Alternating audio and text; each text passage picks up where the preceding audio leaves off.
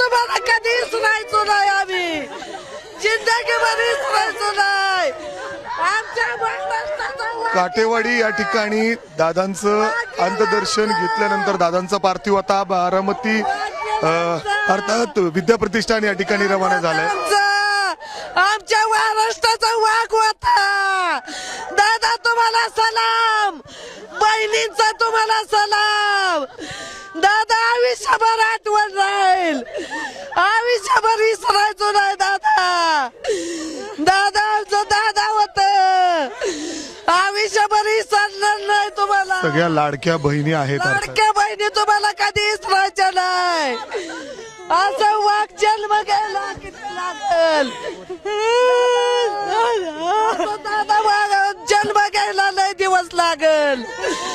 कधी आम्हाला दादा असं मिळणार नाही. दादा